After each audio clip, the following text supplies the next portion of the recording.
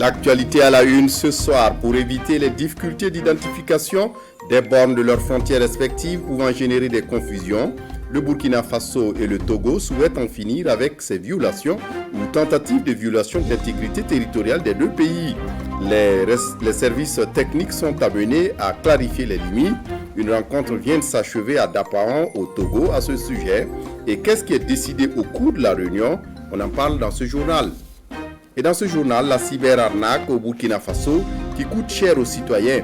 Rien qu'en 2020, plus de 1,4 milliard de francs CFA estorqués à des honnêtes citoyens par des cyber-escrocs. Pour arrêter la saignée, le gouvernement se dote d'une stratégie pour les 5 années prochaines. Sur quoi se fondera la lutte? Explication à suivre dans cette édition. Et dans cette édition, à Goursi, dans le Zondoma, la cohésion sociale entre les fils et filles de la localité fortement éprouvée. En cause, la politique politicienne dans la région et des initiatives sont en cours pour réconcilier les populations et les remobiliser pour le développement de la ville de Goursi, voire de la province du Zondoma. Quelles sont ces initiatives et qui en est l'instigateur? Les réponses à suivre dans ce 20h. Et dans ce 20h, en Guinée, au lendemain du coup d'État qui a renversé le professeur Alpha Condé, les putschistes tentent de rassurer, mais jusqu'à présent, le coup de force ne passe pas dans l'opinion internationale. Seulement la junte a reçu un soutien de poids, celui du chef de l'opposition, Cellou Dalein Diallo. Bonsoir et ravi de vous retrouver.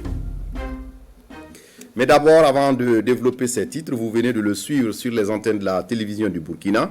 Le Burkina Faso, pour sa deuxième sortie pour les éliminatoires de la Coupe du Monde Qatar 2022, a joué le match nul face aux champions d'Afrique, l'Algérie, sur le score de 1 but partout. Les Algériens ont trouvé l'ouverture du score par Soufiane Fegouli à la 18e minute et Faisal Tapsoba rétablit la parité en seconde période. L'Algérie reste en tête du groupe A devant le Burkina Faso grâce au goal différentiel. Et puis, pour être complet sur ce sujet, cette note de la direction générale de la RTB, vous l'aurez remarqué, la retransmission du match a commencé avec 25 minutes de retard pour des raisons indépendantes de la volonté de la RTB. La RTB s'en excuse d'ailleurs et tient à rassurer son public que tous les droits de retransmission du match ont été acquis en bonne et due forme et que toutes les dispositions techniques ont été prises. Ces désagréments sont donc imputables à la FIFA et à l'Union africaine de radiodiffusion et la RTB entend protester. Autre actualité dans ce journal au palais de Kosiam ce matin, le ministre malien de la Défense a été reçu en audience par le président du Faso. Le colonel Sadio Camara dit être porteur de message du président de la transition malienne, colonel Assimi Goïta, à l'endroit du président Roch-Marc Christian Kaboré. Le message insiste, selon l'émissaire malien, sur la situation sécuritaire de la sous-région, mais aussi la coopération bilatérale entre le Mali et le Burkina Faso. Le point de l'audience avec Ahadi Sandamba. Porteur des messages du président malien de la transition politique, le colonel Sadio Camara s'entretient ici avec le président du Faso, Roch-Marc Christian Kaboré. Au menu des échanges, l'actualité dans la sous-région, la situation sécuritaire qui prévaut de part et d'autre, les prochaines mesures communes entre les deux pays et la coopération bilatérale Mali-Burkina Faso. Nos deux États et au-delà, nos deux peuples frères sont non seulement unis par l'histoire et la géographie, mais se battent au quotidien contre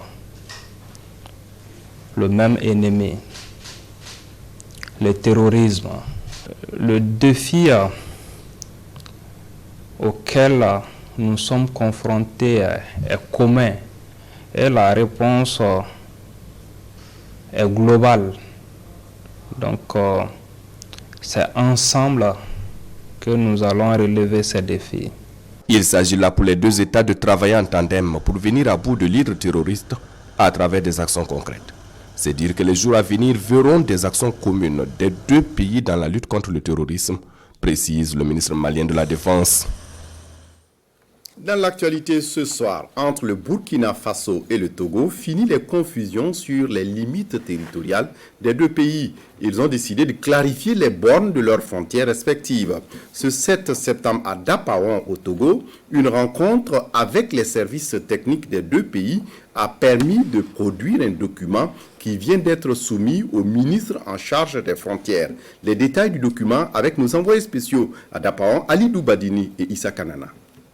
La stratégie nationale 2022-2026 de lutte contre la cybercriminalité est en élaboration. C'est l'expression d'une volonté politique de lutte contre toute forme de criminalité sur Internet qui est ici lancée. Avec plus d'1,4 milliard de francs CFA perdus sur la toile par des citoyens burkinabés, 53 individus mis aux arrêts et le démantèlement de plus de 5 réseaux de cybercriminels au cours de la seule année de 2020. Le Burkina Faso est loin d'être à l'abri de la cybercriminalité. Et l'élaboration de cette stratégie nationale 2022-2026, qui sera assortie d'un plan d'action, va proposer des mécanismes de protection adaptés à l'état des lieux et à l'évolution des technologies, de l'information et de la communication. Aujourd'hui, notre cyberespace est menacé par plusieurs facteurs. Et nous avons, à titre illustratif, rappelé que l'escroquerie sur le net dans notre pays est en train de progresser. En 2020, nous avons enregistré une perte de plus de 1,4 milliard perdue par nos concitoyens. Et il était très important aussi dans ce contexte de lutte contre le terrorisme de nous doter d'un document qui puisse fédérer l'intervention de tous les intervenants. C'est pourquoi vous voyez bien sûr ensemble les trois ministres, la justice et puis l'économie numérique et la sécurité, et ensemble pour pouvoir en tout cas mutualiser nos forces. Déstabilisation de l'économie, radicalisation des jeunes, expansion du terrorisme sont des conséquences de la cybercriminalité. Et l'élaboration de la stratégie nationale 2022-2026 de lutte contre la cybercriminalité assignée à ces acteurs de la cybersécurité vise à renforcer les dispositifs existants de lutte pour un cyberespace plus sécurisé au Burkina Faso. Désolé pour cette erreur d'aiguillage due certainement à des petits soucis au niveau de la régie. Vous l'aurez compris, c'est un chiffre à retenir ce soir, 1,4 milliard de francs CFA soutirés au Burkinabé en 2020, un chiffre qui témoigne de l'ampleur de la cybercriminalité au Burkina Faso. Et pour arrêter la saignée, le gouvernement se dote d'une stratégie pour les 5 prochaines années. Le document décline les mécanismes de lutte contre la cybercriminalité. Et Olopoda était à cette rencontre, il nous a rendu compte dans ce reportage.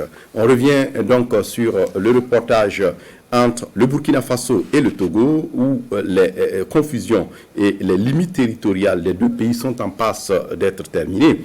Ils ont décidé de clarifier les bornes de leurs frontières respectives. Ce 7 septembre à Dapaon, au Togo, une rencontre avec les services techniques des deux pays qui a permis de produire un document qui vient d'être soumis au ministre en charge des frontières. Les détails du document avec nos envoyés spéciaux Alidou Badini et Issa Kanana.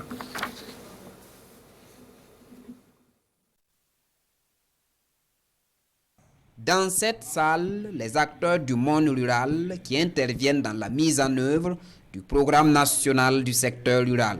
Une rencontre pour faire le bilan du deuxième programme national du secteur rural.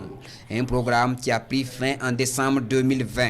Ce programme avait pour but d'accroître les investissements, de développer des synergies d'action pour la transformation structurelle du secteur agro-silvopastoral et d'assurer une sécurité alimentaire et nutritionnelle. Et selon le premier responsable du département de l'agriculture, le bilan de la période 2016-2020 est satisfaisant. En termes de production, nous sommes passés de 6 700 000 tonnes de production globalement à plus de 7 300 tonnes de production. En termes de production de poissons, nous sommes passés de 20 000 tonnes à 29 500 tonnes. Et au niveau du secteur de l'eau, entre la période 2016-2020, il y a au moins 40 barrages qui ont été réalisés et réhabilités. Cette rencontre constitue également un cadre de réflexion et de définition des priorités et des axes d'intervention de la phase 3 du programme national du secteur rural. L'originalité de ce PNSR 3, c'est qu'il y aura la déclinaison au niveau régional. Chaque région puisse voir dans quel secteur au niveau agro-silvopastoral il faut investir davantage pour créer la croissance. Pour la bonne marche et l'exécution effective du prochain programme, les acteurs non étatiques qui participent à cette rencontre proposent entre autres la réalisation d'un audit du foncier rural et la prise de dispositions réglementaires pour mettre fin à l'accaparement des terres agricoles. Décidément, des erreurs qui persistent et vous l'aurez compris, ici il s'agissait d'un reportage de Roger Cam et de Sekou Zongo sur la phase 3 du PNSR et dans le secteur de la production agro-silvo-pastorale, un nouveau programme en gestation. Et donc, le programme succède au PNSR 2 qui a duré de 2016 à 2020.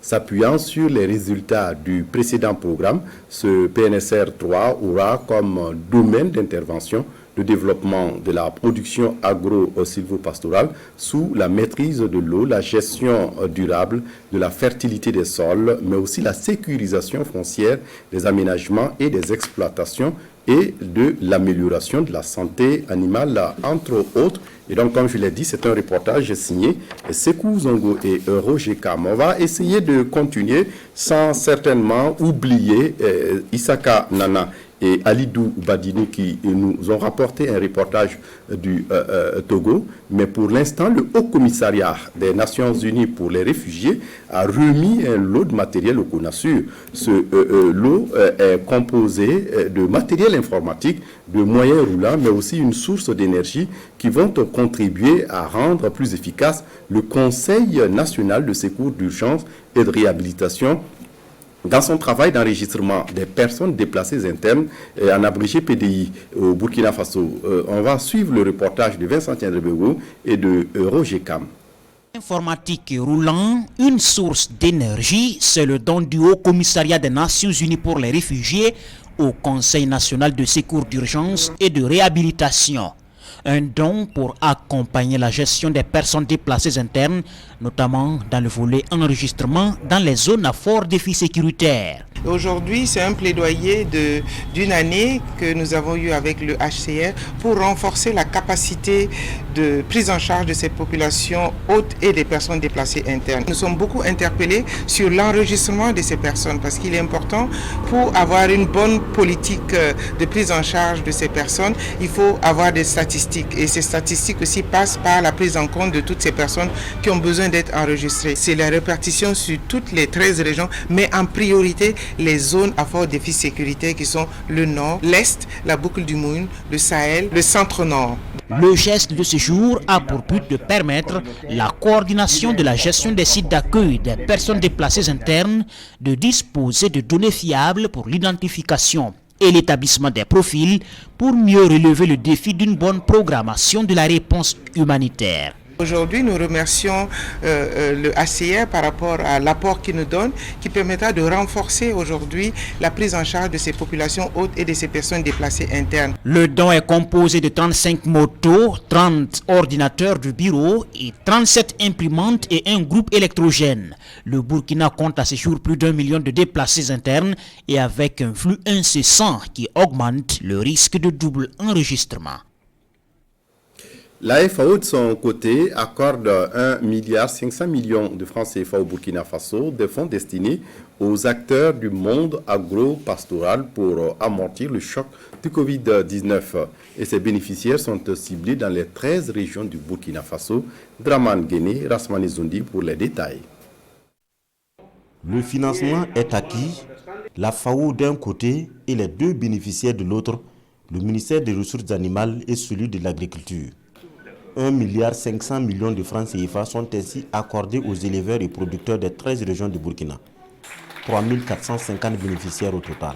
Un certain nombre d'acteurs avaient été identifiés par nos services techniques de concentrés comme impactés en tout cas par la Covid-19. Et comme vous le savez, il y a eu un comité interministériel qui s'est réuni pour pouvoir définir des critères d'éligibilité à cet accompagnement-là. Également, nous avons travaillé avec les FETER, les interprofessions qui connaissent bien les producteurs et les acteurs avec lesquels ils travaillent pour pouvoir identifier en tout cas ceux qui seront bénéficiaires de ce soutien.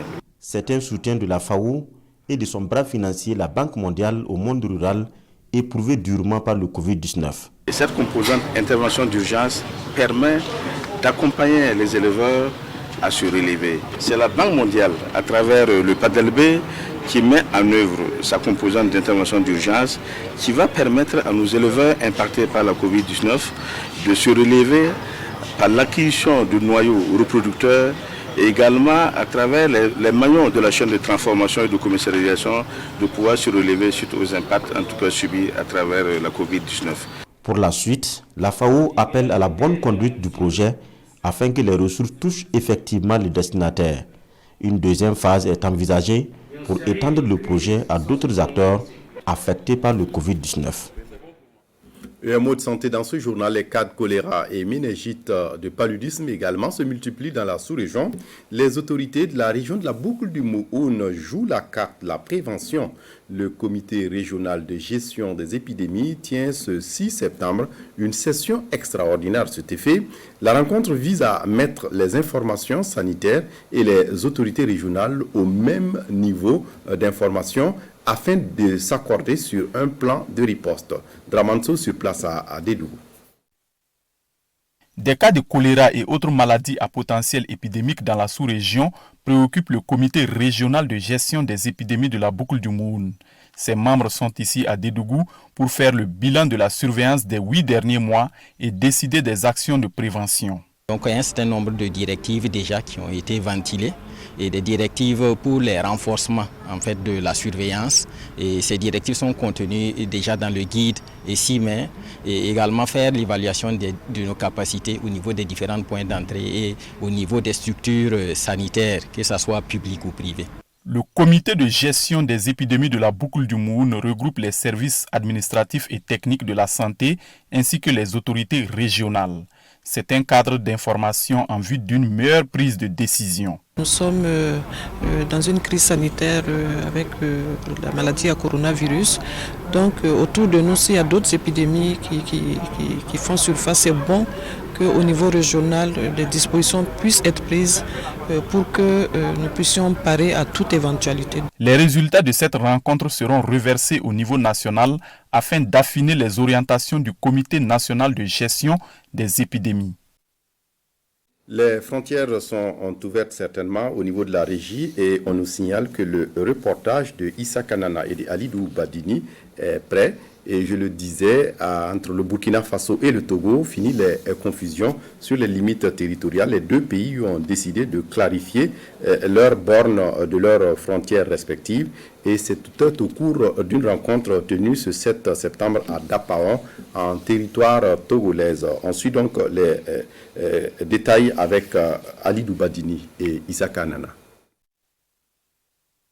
Après une semaine de recherche, d'identification et de reconnaissance des bornes frontières entre le Burkina Faso et le Togo, les experts des deux pays restituent ici les conclusions de leurs travaux sur le terrain. Et c'est en présence du ministre burkinabé de l'administration territoriale et de la décentralisation et son homologue togolais de la sécurité et de la protection civile. Ces travaux de recherche effectués dans les secteurs de Pogna-Tikonti dans la région de l'Est du Burkina et de Pogno au Togo sont ici entérinés par les deux ministres et sanctionnés par un communiqué conjoint. Le rapport, annexé au présent communiqué, précise le tracé de la ligne frontière dans la zone concernée comme suit. Le cours de la rivière Sansargou, de la borne 268, point protocolaire 118, à la borne 270, point protocolaire 119. Les deux ministres se sont engagés à mettre en œuvre les recommandations formulées par l'équipe technique mixte paritaire. Le Burkina Faso et le Togo n'ont certes jamais connu de différends frontaliers, mais il faut parer à toute éventualité, selon les deux ministres, au regard du contexte sécuritaire. Des ministres qui soulignent ici la nécessité de travailler dans le sens de la quiétude et du développement des deux pays. Le Togo voulait construire un poste de police sur un site qui a suscité une réaction défavorable du côté du Burkina. Et pour éviter que nos deux pays se retrouvent devant peut-être des instances internationales pour je ne dirais pas une perte de temps, les deux chefs d'État ont voulu que ce problème soit réglé d'une façon amiable, fraternelle. Aujourd'hui, nous avons les conclusions des équipes techniques. Ça va nous amener à réfléchir et très bientôt, les techniciens vont nous situer. Et aujourd'hui, c'est devenu un impératif d'avoir cette commission mixte entre nos deux pays. Nos experts ont produit un travail remarquable qui nous donne une idée, mais qui doit être poursuivi. Parce qu'il faut arriver à relocaliser donc toutes les bornes et celles qui ont disparu, il faut reconstituer leurs positions et au besoin même reconstruire les bornes de sorte que sur les 141 km de frontières, il n'y ait plus jamais un quelconque différent ou une quelconque incompréhension. Nous sommes très satisfaits de ce travail et c'est l'occasion pour moi de dire un merci sincère au président de la République du Togo, à son gouvernement pour le sens de la fraternité et de la compréhension dont ils ont fait preuve dans l'aboutissement donc de ces conclusions. Cet atelier de restitution traduit la volonté des gouvernements burkinabés et togolais de préserver les relations de bon voisinage et de favoriser la coexistence pacifique entre les populations vivant le long des deux frontières. Merci donc à Issa Kanana et à Alidou Badini de nous avoir rapporté ce reportage et toutes nos excuses pour les désagréments constatés dans l'aiguillage de ce journal. À Goursi, autre titre de l'actualité, dans le Zandouman, la cohésion sociale entre les fils et filles de la localité est fortement éprouvée. En prélude, en cause, la politique politicienne dans la région. Des initiatives sont en cours pour réconcilier les populations et les remobiliser pour le développement de la ville de Goursi, voire de la province du Zandouman. Ce sont les chefs coutumiers et les leaders religieux, ainsi qu'un comité d'initiative qui en sont à l'origine. Ahadi Sandamba pour les détails. Venus de part et d'autre du Zandouman, chefs coutumiers, religieux, responsables d'organisations de la société civile et personnes ressources s'accordent ici sur les stratégies à mettre en place pour mieux vivre ensemble dans la province. Sous l'égide d'un comité d'initiative, ces leaders d'opinion se parlent sans langue de bois en vue d'instaurer durablement l'entente et la cohésion sociale dans cette partie du Burkina Faso. Les chefs coutumiers, les OSC et les religieux se sont engagés à porter l'initiative pour le bien-être de tout le monde. Et en s'adossant sur l'association Grand Yatenga et aussi en s'adossant sur l'initiative nationale. En acceptant porter l'initiative, ces leaders d'opinion du Zandouman entendent ainsi réunir filles et fils de la province sur la même table, en dehors de toute considération politique, religieuse et socio-culturelle. Et la rencontre de Goursi marque le début d'un processus qui attend l'adhésion de tous. Disons qu'au niveau de Goursi, nous avons pris cette initiative pour répondre à cette dynamique nationale. Le comité d'initiative va donc les jours à venir proposer une feuille de route avec un agenda bien précis et une mise en œuvre efficiente du dit projet. Et c'est après les récoltes que les leaders d'opinion comptent tenir une rencontre plus large en vue de leur implication. Et Naba Panantougri de Manega rend visite à Naba Sanem de Zignare. Le chef coutumier de Manega dit être allé présenter ses humanités à son homologue et le féliciter et lui prodiguer également des conseils. Le film de la visite avec Ali Doubadini et bienvenue Tansa. Dans la cour royale de Zignare ce jour, un invité de marque, Naba Panantougri de Manega et sa délégation pour exprimer de vive voix ses félicitations au nouveau chef Naba Sanam. C'est le 28 août dernier que ce garant de la tradition est entré officiellement dans ce palais Le chef de Manéga tenait à prendre part au cérémonial, mais était empêché, d'où ce déplacement de Zignaré à titre spécial. Ce que j'attends de lui, c'est de répondre à la grandeur de ceux qui ont été ses pères et à la grandeur de Zignaré. Il a été intronisé il y a une semaine, mais j'avais de graves obligations, je ne pouvais pas être là.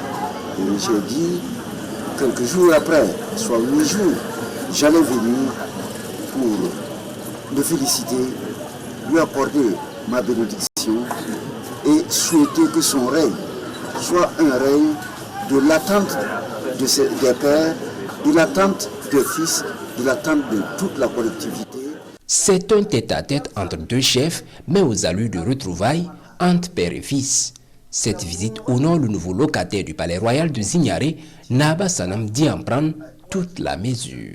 En tant que fils, et c'est un devoir pour lui de guider mes premiers pas et pour que la chefferie ait toujours ses valeurs et pour que je puisse faire le travail attendu et pour que je puisse accomplir. Il est une force d'accompagnement pour m'aider à accomplir la mission que Sa Majesté le Moro Naba nous a assignée. Naba Sanam place son règne sous le sceau de la cohésion sociale et de la promotion des valeurs traditionnelles. Il dit compter sur l'accompagnement de tous.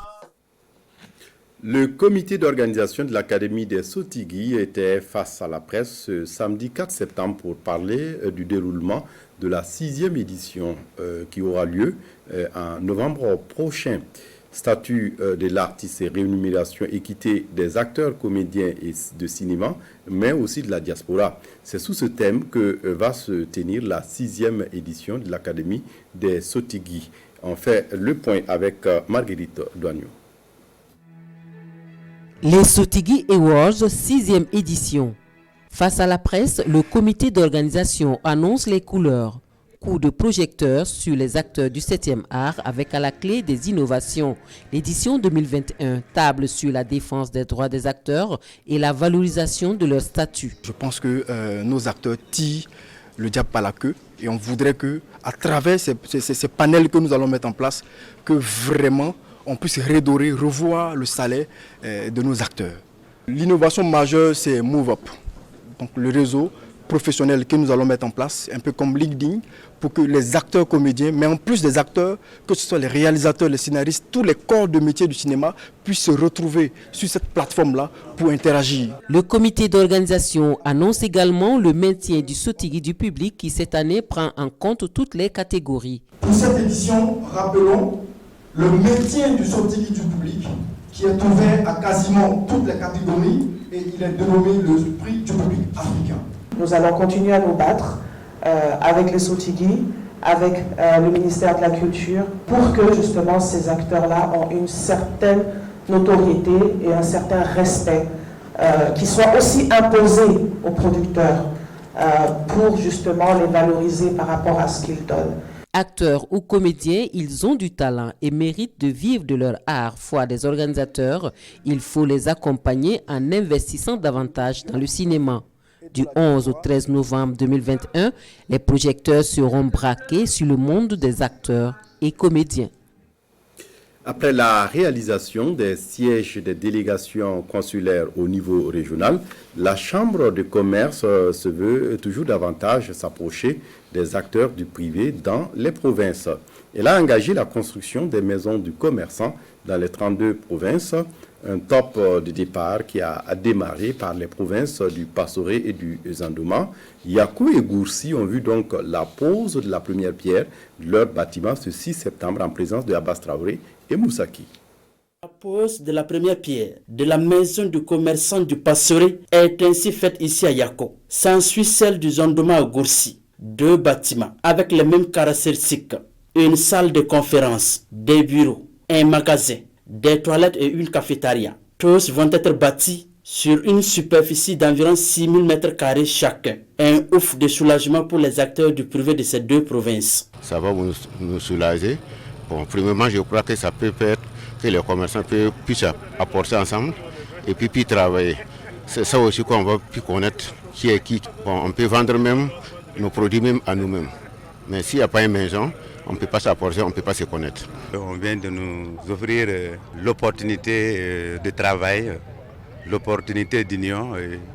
Donc nous sommes très très fiers et j'espère qu'on va travailler ensemble et nos petits et fils vont pouvoir travailler ensemble. Yako Goursi n'est qu'une étape. 30 autres provinces du Burkina vont avoir leur maison de commerçant pour un budget total d'1,120 milliard de francs CFA, dont 35 millions par province. C'est un projet inscrit dans le plan stratégique 2016-2021 de la Chambre de commerce et d'industrie du Burkina. L'Assemblée générale de la Chambre de commerce a autorisé à ce que dans toutes les 45 provinces, zone du commerçant soit érigée afin de permettre au secteur privé local, aux commerçants de chaque province, de pouvoir donc se retrouver pour discuter des questions de commerce. Quand on se rencontre, on a des nouvelles idées et on a des propositions intéressantes. Donc j'encourage bien sûr toutes mes sœurs du Zondoma et du Burkina Faso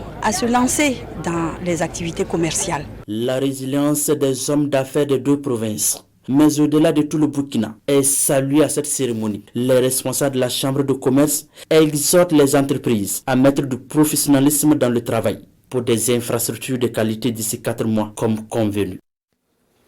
Les frères des écoles chrétiennes ont animé une conférence de presse ce 6 septembre pour présenter les classes préparatoires aux grandes écoles, la salle et l'Institut supérieur privé, la salle à Ouagadougou. Il s'agit pour eux de susciter plus d'adhésion pour l'année académique 2021-2022. Nongba Kouda et Sekou Zongo pour les explications.